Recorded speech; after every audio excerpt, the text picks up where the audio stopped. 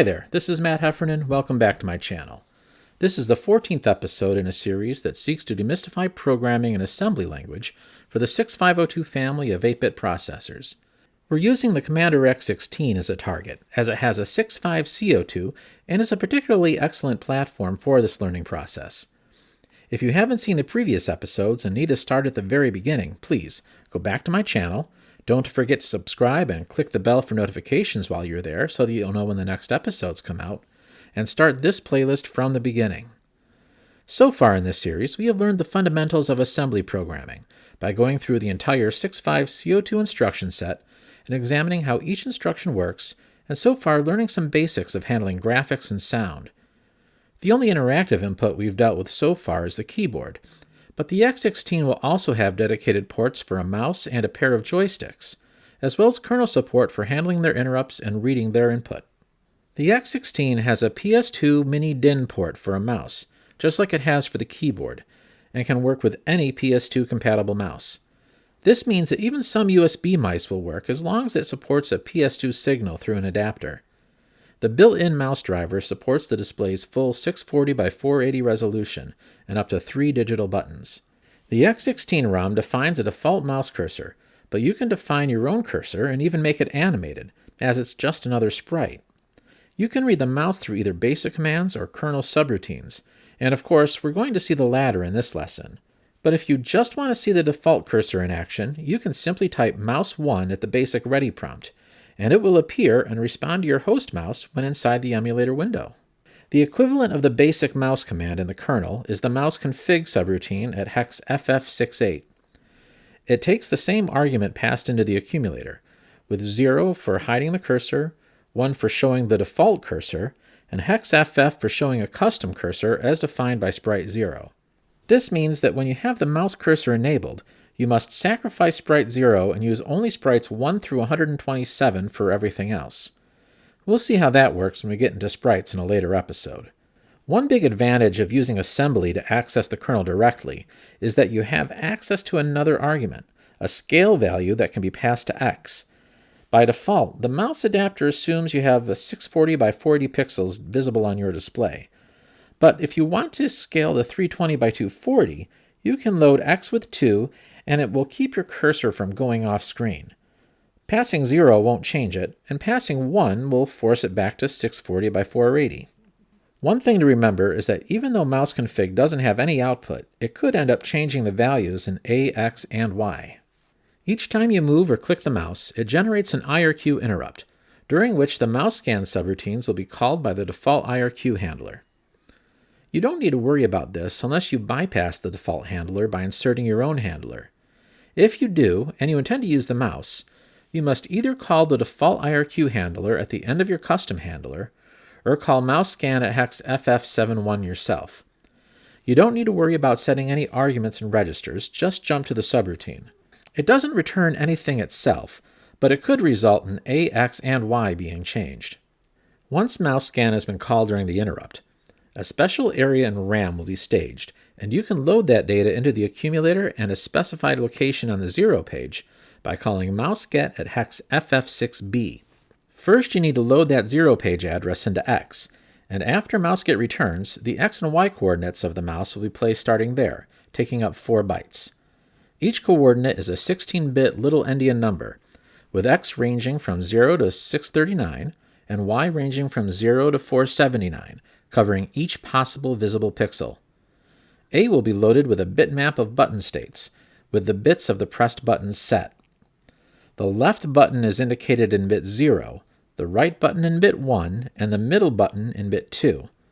Please note that moving a scroll wheel is not the same as a middle click, but most PS2 mice with scroll wheels will let you press down on the wheel for a satisfying click that should register there.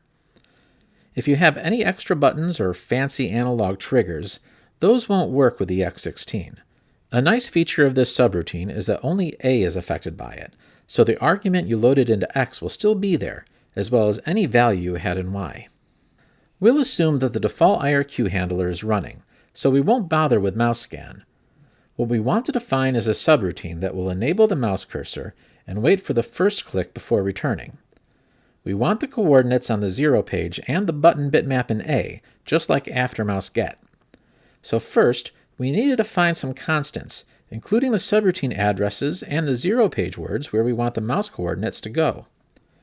To make it simple, the mouse Y word comes right after the mouse X word. Then we call our subroutine getClick and get right into it. In the red code, we enable the mouse by loading 1 into both A and X, then calling mouseConfig. This will make the default mouse cursor appear, and the user can start moving it around. Then in the green code, we start our wait loop for the first click. We load the mouse X 0 page address into X and enter the loop, which starts each iteration by waiting for the next interrupt. When we wake up, we call mouseGet and check the lower 3 bits of A to see if any button was pressed. If any of them are set, we fall out of the loop and return, with the bitmap still intact in A and the coordinates stored at mouse X and mouse Y. The joystick ports on the X16 are the same as those on the Super Nintendo or Super Famicom, and you can use those old controllers with the system. So most controllers that use this connection aren't really joysticks, but D-pad controllers. In fact, as they are electrically compatible, you can plug in an original Nintendo Entertainment System or Famicom controller by using a simple passive adapter. The D-pad and all the buttons on the Super Nintendo controller are supported, and the NES controller buttons are all mapped onto a subset of those. If you don't have a controller plugged into the first port, you can use the keyboard. The kernel maps all the NES buttons to keys, so supporting all the Super Nintendo buttons, including the A, X, and shoulder buttons, means requiring a controller to be connected to work. Like the mouse, both BASIC and the kernel provide support for reading joystick input, again, with the kernel providing additional capabilities when programming an assembly. So let's get right to the first subroutine. The joystick scan subroutine is at hex FF53 and works the same as mouse scan, also being called by the default IRQ handler, and will populate a reserved space in RAM with the state of all the joysticks. You will only need to call it in a custom IRQ handler that doesn't call the default one. After the interrupt, you can call joystick get at hex FF56 with the ID of the joystick you want to read loaded into A. The external SNES ports use IDs 0 and 1, but the kernel has support for expansion to 4 joysticks. Upon return, A will be loaded with a bitmap that covers all the buttons of an NES controller, or 8 of the Super Nintendo buttons, which mostly overlap in their bit assignments. X is loaded with the remainder of the Super Nintendo buttons, or mostly cleared out if an NES controller is connected. For both A and X, bits are set by default, and only cleared when the buttons are pressed, which can be a bit counterintuitive, as that's the opposite of how the mouseGet button bitmap works. Finally, Y is loaded with 0 if a physical joystick is present, and hex FF if the port is empty. To see how joystick get works, we'll do a little case study with the joystick controlling the text cursor, and leaving a trail of bullets wherever it goes. So we need to first read the joystick state, then move the cursor in the direction of the D-pad if it's pressed, then print out a bullet followed by a left cursor control code to put the cursor back where we just placed the bullet. So first we need to define constants for the kernel addresses we are using for carout and joystick get. Then we label our subroutine move cursor.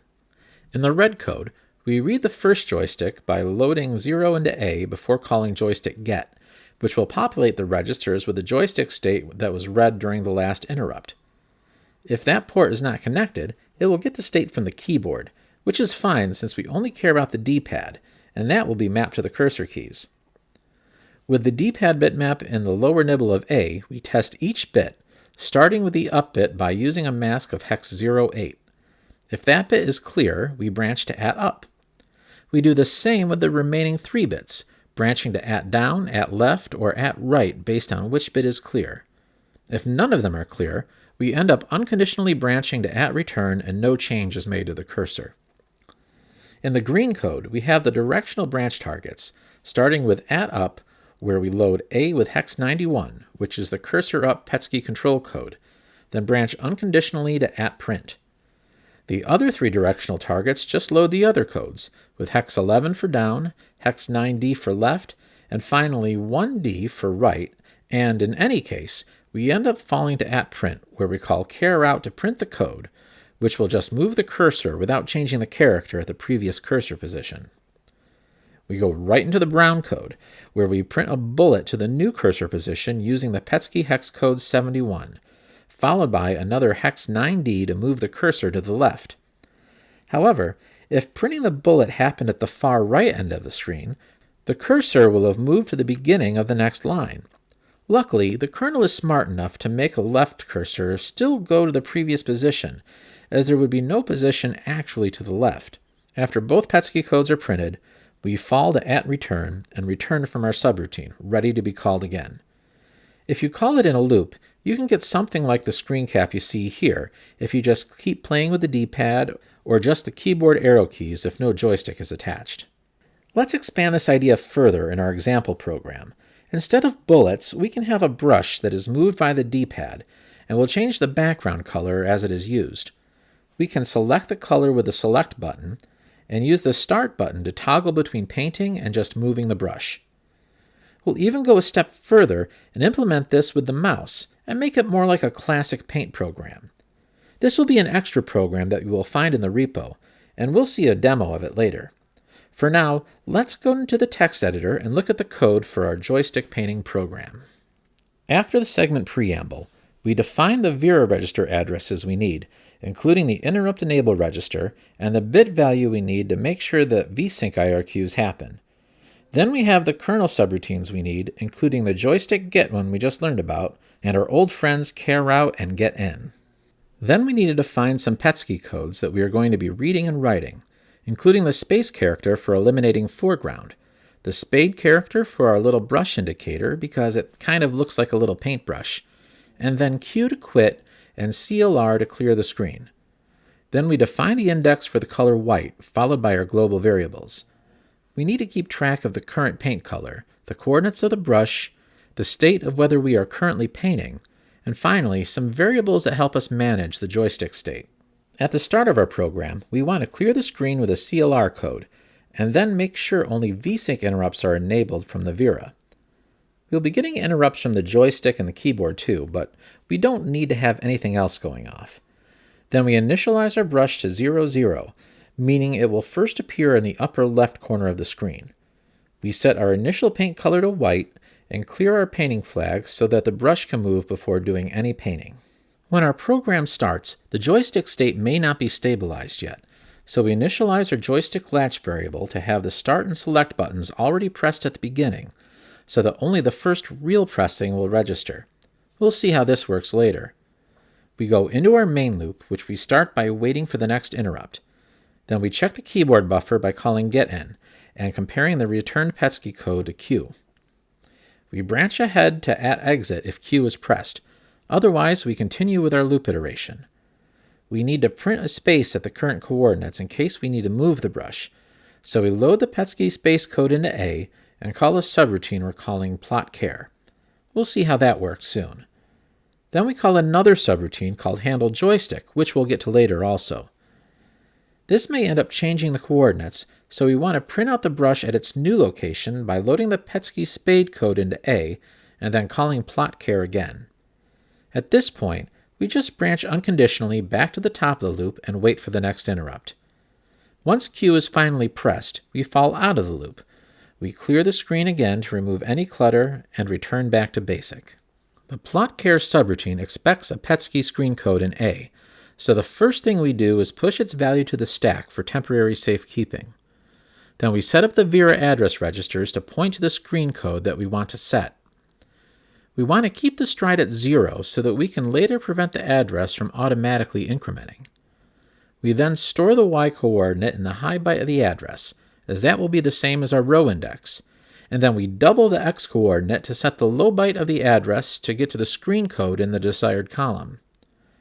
We pull our screen code back off the stack and store that in data port 0 to get it on the map. Then we increment the low byte of the address to get to the color specification and load that into A. We check the state of the painting flag, and if the high bit is clear, we branch ahead to @setFG.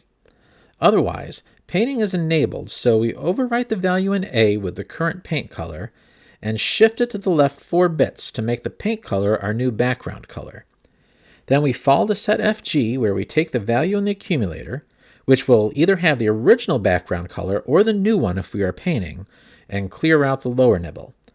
Then we OR in the paint color to set the foreground color to match. This means if we are painting, the brush will effectively disappear, as the foreground and background will match. That's okay, as it will be easy to follow where the brush is based on its effects, as we will see in the demo. So we store this new color spec to the map, which we can do without resetting the address, thanks to the stride being 0. Then we simply return from our subroutine and we're done with plot care.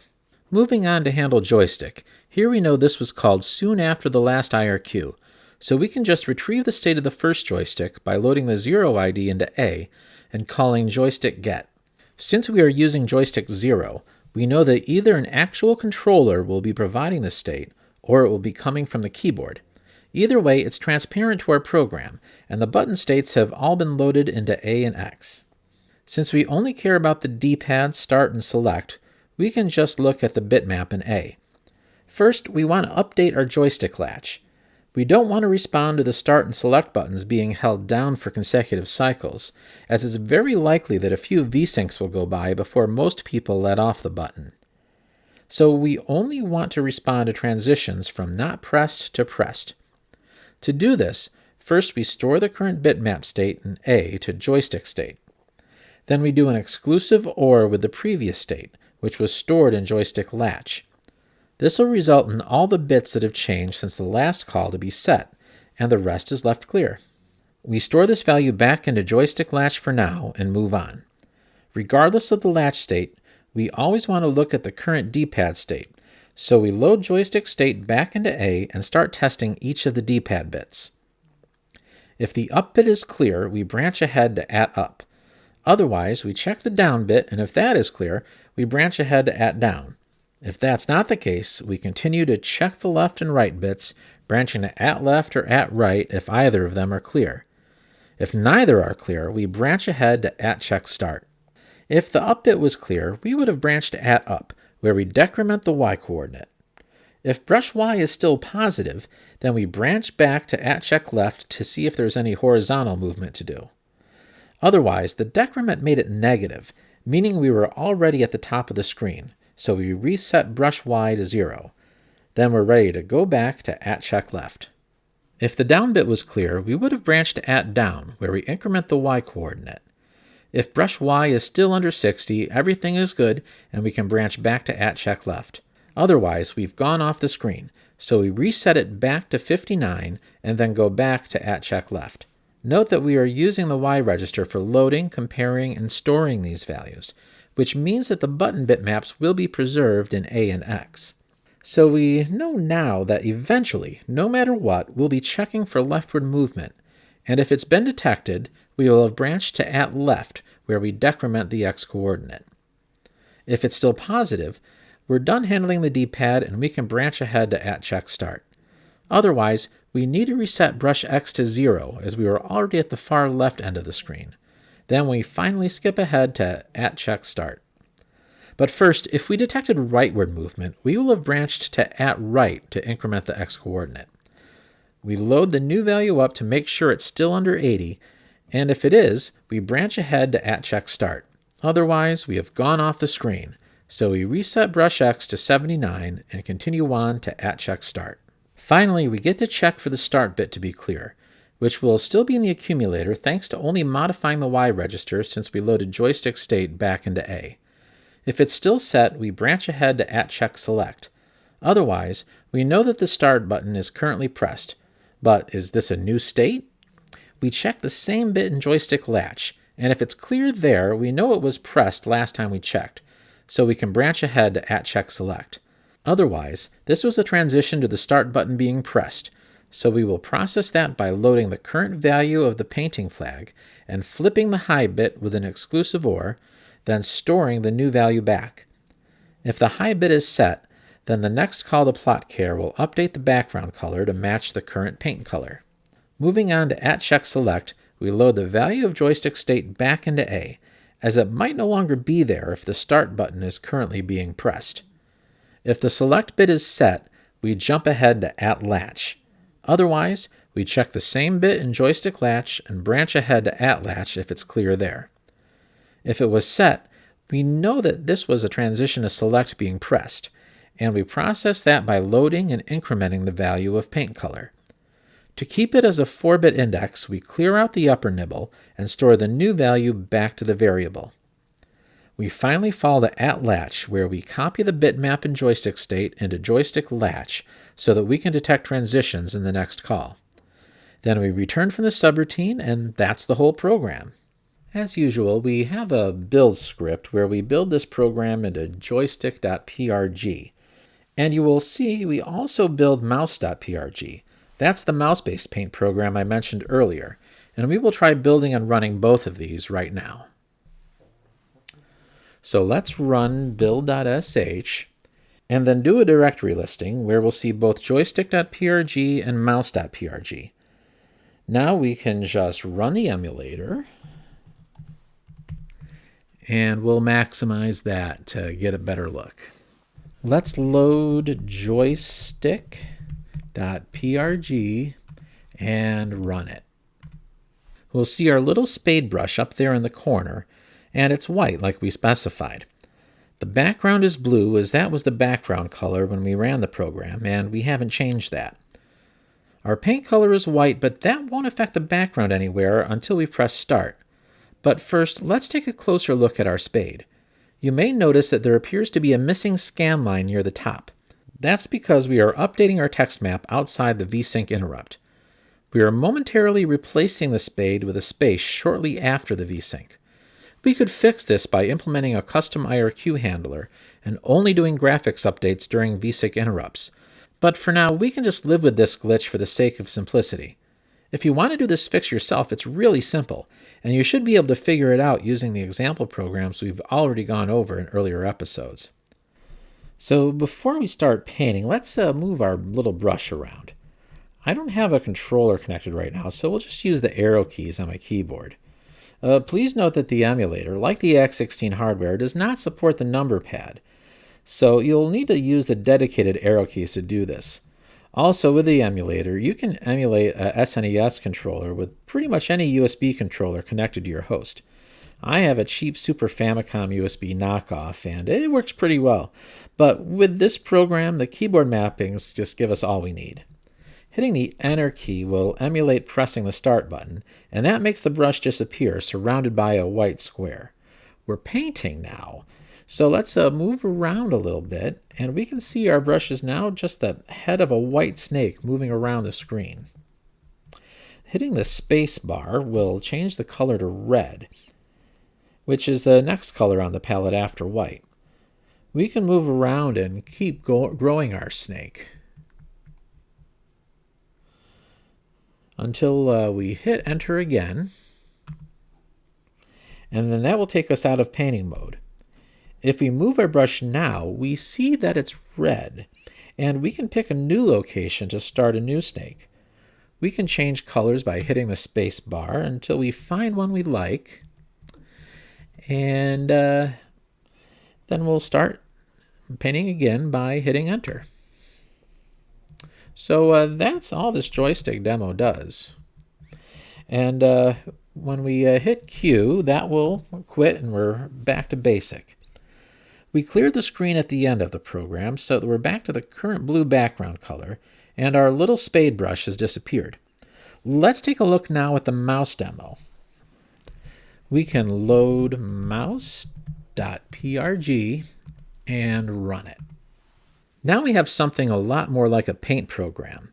We have an on-screen palette going across the top, and a mouse cursor that I can move around with my mouse or trackpad on my host computer. Again, the default color is white, but the canvas is already white. So let's click on black. And now if I hold down the left button when I move the mouse around, it'll start making a freehand drawing.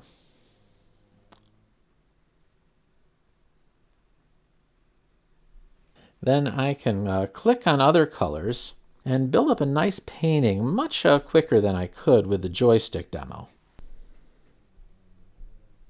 I can even click on white again and basically delete things that I've drawn. You'll see that the currently selected color has a pink border around the bottom of the palette box, so we don't need to change the color of the mouse cursor. The code for this is right in the GitHub repo in the Lesson 14 subdirectory, along with the joystick demo code we just went through. You can build and use this demo right now, but if you want to see a detailed walkthrough of that code, join my Patreon community and you can see an exclusive video where I go through the whole thing and talk at length about how to create a mouse-based program like this. I'll still be going back to using the mouse and joysticks in later episodes, so this isn't the last you'll be seeing of these interfaces. Eventually, we'll be able to create a full game once we have gone through all the necessary concepts. Until those lessons are up here on YouTube, try going back and playing with these demos and see if you can hack them into something more game-like. You'll be surprised at what you're already capable of if you've gone through this whole series so far. If you don't want to miss any episodes in the future, make sure you subscribe to my channel and click the bell to get notified when they come out.